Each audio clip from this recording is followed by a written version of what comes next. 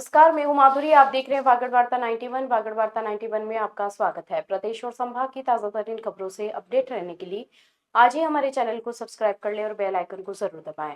चलिए खबरों का सिलसिला शुरू करने से पहले नजर डाल लेते हैं अब तक की टॉप हेडलाइंस पर। जाना था बनारस, पहुंचा दिया बांसवाड़ा। चंद रुपयों की लालच में बस संचालक ने यात्रियों के साथ किया धोखा।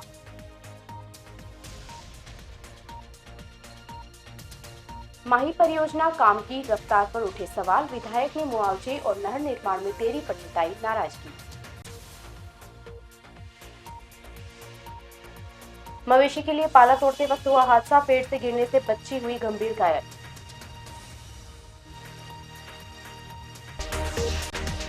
बांसवाड़ा में हैरान कर देने वाला मामला सामने आया है, जहां चंद पैसों के लालच में एक निजी बस संचालक ने मानवता और जिम्मेदारी दोनों को ताक पर रख दिया। बनारस जाने के लिए निकले 8 यात्री खुद को राजस्थान के बांसवाड़ा में फंसा हुआ पाए। आखिरकार मजबूर होकर यात्रियों को पुलिस की शरण लेनी पड़ी। हिंदी फिल्म चलती का नाम गाड़ी का मशहूर गीत जाना था जापान, पहुंच गए चीन बांसवाड़ा में उस वक्त सच्चाई बन गया जब बिहार के रहने वाले 8 यात्री को बनारस जाने के बजाय बांसवाड़ा पहुंचा दिया गया। जानकारी के अनुसार बिहार राज्य के ये 8 यात्री जयपुर से बनारस जाने के लिए एक निजी ट्रेवल्स एजेंसी के संपर्क में आए थे। ट्रेवल संचालक ने उन्हें बनारस तक का पूरा किराया वसूल लिया, लेकिन उन्हें बनारस जाने वाली बस में बैठाने के बजाय बांसवाड़ा आने वाली बस में बैठा दिया। यात्रियों का कहना है कि सफर के दौरान जब उन्हें बस के गलत दिशा में जाने का शक हुआ तो उन्होंने चालक और बस स्टाफ को इसकी जानकारी दी। बावजूद इसके बस स्टाफ ने उनकी एक नहीं सुनी और गुमराह करते हुए उन्हें बांसवाड़ा लाकर उतार दिया। बांसवाड़ा पहुंचने के बाद यात्रियों के होश उड़ गए। किराए में उनके पास मौजूद पैसे खत्म हो चुके थे। अनजान शहर और जेब खाली होने के कारण वे दाने दाने को मोहताज हो गए। खुद को ठगा हुआ महसूस कर सभी यात्री बांसवाड़ा कोतवाली थाने पहुंचे और पुलिस को पूरी घटना बताई। यात्रियों ने बस संचालक के खिलाफ लिखित शिकायत भी दी और प्रशासन से सुरक्षित बनारस पहुंचाने की गुहार लगाई। मामले में पुलिस ने ट्रेवल संचालक से संपर्क कर समझाइश की, जिसके बाद ट्रेवल संचालक यात्रियों को बनारस भेजने के लिए भुगतान करने पर राजी हुआ। हालांकि पुलिस ने समझाइश के बाद इस मामले में कोई आपराधिक प्रकरण दर्ज नहीं किया। हम लोग गए जैन पार्श्वनाथ ट्रेवल्स के पास। उसके पास हम लोग जाके बोले कि हम लोगों को बनारस जाना है, बनारस जाने के लिए टिकट चाहिए। वो बोला हाँ मैं टिकट जुगाड़ करा देता हूँ आपको, क्यों नहीं है। हम लोग बोले ठीक है सर, हम लोग का बुकिंग कर दीजिए। वो हम लोग को 700 रुपये पर हेड लेकर के 8 7 5600 रुपये हम लोग उनको पे किए। उसका सारा रिकॉर्ड मेरे फ़ोन पे में है, मैं उनको कैसे पैसा डाला सब दिखा दूँगा, ठीक है। उसके बाद वो मेरा टिकट बुक किए, बोले कि तुम 5 बजे आ जाओ। हम लोग वहाँ पे 5 बजे पहुँच गए। वो बोले बाबू बैठो, 5:30 तक बस आएगी। 5:30 बज गया तो फिर ये बस ये जो है जैन पार्श्वनाथ, ये हम लोगों को ट्रांसफ़र कर दिए भारत ट्रेवल्स के पास, ठीक है। भारत ट्रेवल्स वाले के पास हम लोग गए तो वो बोले कि चलो बस में बैठ जाओ। हम लोग बस में बैठ गए। फिर रात में 12:30 बजे अचानक से हम लोग नींद टूटा तो हम लोग सोचे कि थोड़ा मैप पे देख ले। मेरे फ़ोन में मैप का भी सारा रिकॉर्ड है। हम लोग मैप पे सर्च किए बनारस, तो देख रहे हैं कि बनारस तो उधर है और ये बस जा रही है इधर। हम लोग बोले कि हम लोग को भाई तुम कहाँ ले जा रहे हो, हम लोग को बनारस जाना है। तो बोला नहीं चलो मैं तुमको सही जगह ले चलता हूँ। फिर हम लोग जब ज़बरदस्ती उससे किए, सुबह 4 साढ़े 4 बजे जब हम उससे पूरा फोर्स किए कि तुम बस रोको, तुम क्यों नहीं रोक रहे हो, वो बस नहीं रोक रहे। लास्ट में बस रोका। हम लोग जब यहाँ पे बांसवाड़ा थाने का हम लोग ऑनलाइन नंबर निकाल करके उनके पास कॉल किया, सर वो मैंने जब तो वो सर हम लोग को हेल्प किए, बोले तुम अभी बस वाले से बात कराओ। तो हम लोग बस वाले से बात किया तो वो बोले ठीक है सर, मैं तुरंत पहुँचने वाला हूँ बांसवाड़ा बस स्टैंड, वहीं पे इन लोगों को उतार देता हूँ। उसके बाद ये लोग देख रहे हैं कैसे जाएंगे। तो हम लोगों के पास पैसा है नहीं, हम लोग कैसे जाएंगे। तो हम लोग जा रहे हैं सर के पास, कंप्लेंट करेंगे, बोलेंगे सर हम लोग कैसे भी करके बनारस आप पहुँचाइए। सुबह 8 व्यक्ति आए थे जिन्हें जयपुर से बनारस जाना था, लेकिन गलती से वो बांसवाड़ा की बस में बैठ गए। फिर यहाँ के बाद आए तो ट्रेवल्स वाले से बात की तो उन्होंने बोला कि ठीक है सर, हम वापस जयपुर भेज देते हैं और वहाँ से भेज देंगे। नहीं आए थे कि सर हमारे साथ ऐसे होगा, क्या करें। तो फिर हमने ट्रेवल्स वालों से बात की तो उन्होंने बोला कि सर ये गलती से बनारस की जगह बांसवाड़ा की बस में बैठ गए और फिर वापस उनको भिजवा दिया। कोई रिपोर्ट वगैरह नहीं दिए, मना किया उन्होंने कि सर हमें कोई रिपोर्ट नहीं देनी है। दिशा बैठक में माही परियोजना एक बार फिर विवादों के केंद्र में रही। भूमि अधिग्रहण, अपर हाई लेवल केनाल निर्माण और मुआवजे में देरी को लेकर जनप्रतिनिधियों ने माही विभाग की कार्यप्रणाली पर सवाल खड़े कर दिए। गढ़ी विधायक कैलाश मीणा ने परियोजना की धीमी प्रगति पर नाराजगी जताते हुए विभाग से जवाब मांगा। बांसवाड़ा में हुई जिला विकास समन्वय एवं निगरानी समिति यानी दिशा बैठक में माही परियोजना का मुद्दा प्रमुखता से उठा। बैठक के दौरान माही विभाग द्वारा किए जा रहे भूमि अधिग्रहण, अपर हाई लेवल कैनाल के निर्माण कार्य और प्रभावित किसानों को मुआवजा देने में हो रही देरी को लेकर गंभीर सवाल उठाए गए। गढ़ी विधायक कैलाश मीणा ने माही विभाग की कार्यशैली पर खुलकर नाराजगी जताई। विधायक ने कहा कि परियोजना शुरू हुई काफी समय हो चुका है, लेकिन अब तक केवल करीब 10% कार्य ही पूरा हो पाया है।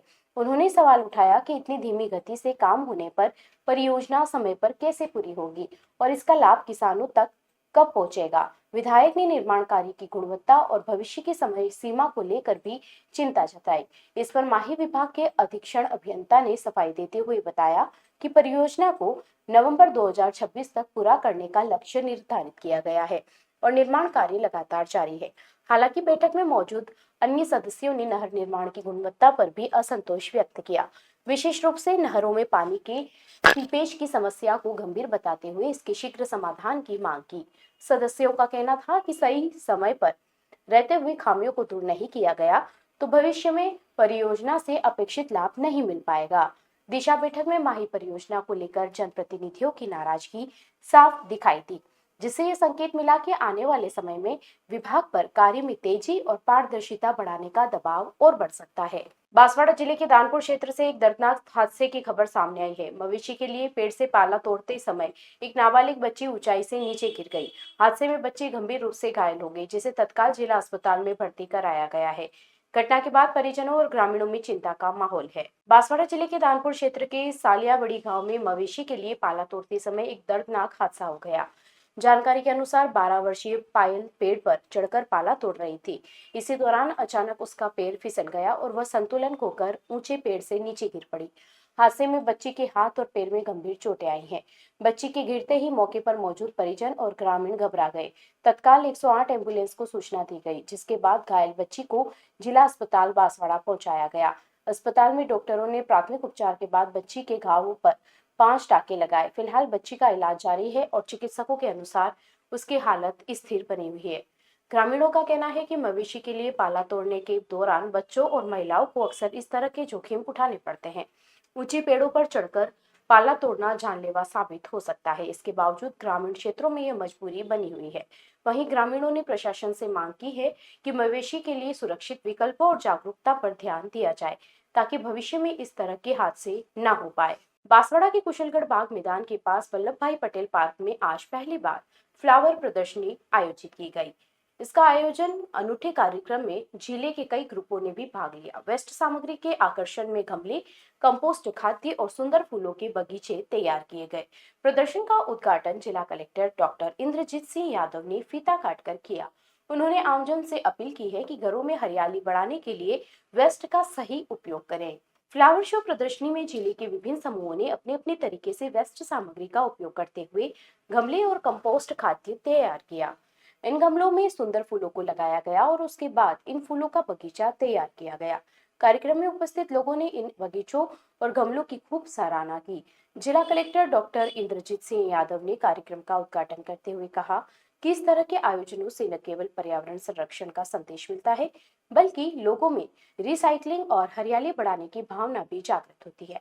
उन्होंने बताया कि घरों में छोटे छोटे बगीचे तैयार कर वेस्ट सामग्री का सही उपयोग किया जा सकता है।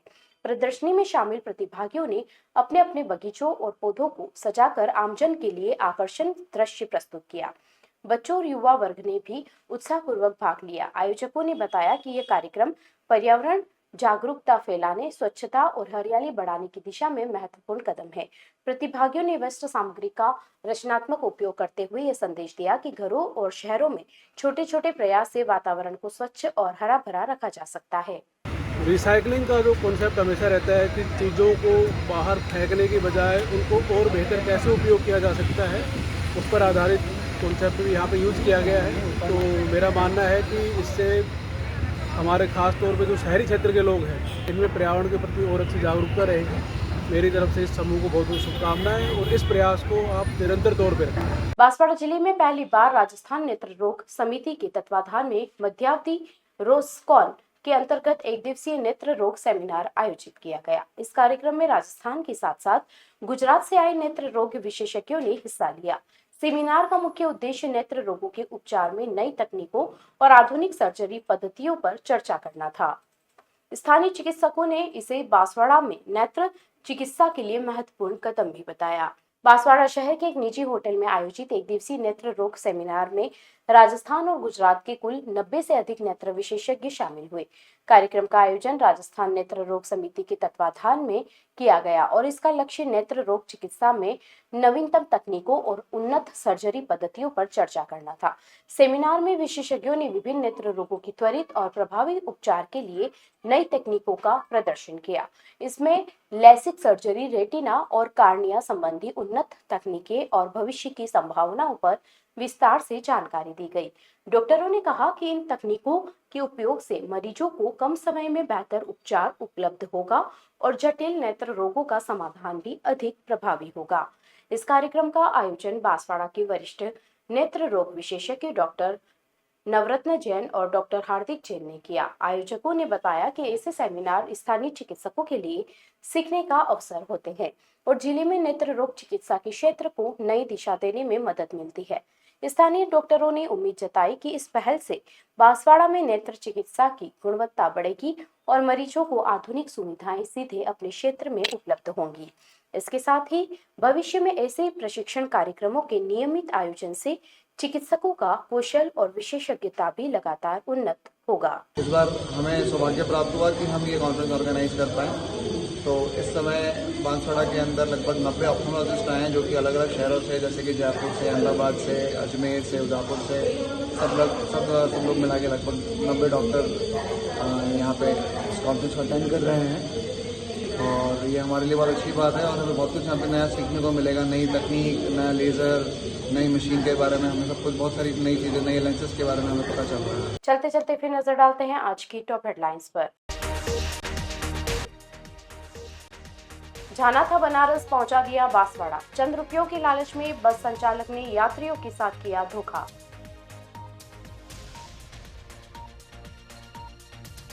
माही परियोजना काम की रफ्तार पर उठे सवाल। विधायक ने मुआवजे और नहर निर्माण में टेढ़ी पर जताई नाराजगी। मवेशी के लिए पाला तोड़ते वक्त हुआ हादसा, पेड़ से गिरने से बच्ची हुई गंभीर घायल।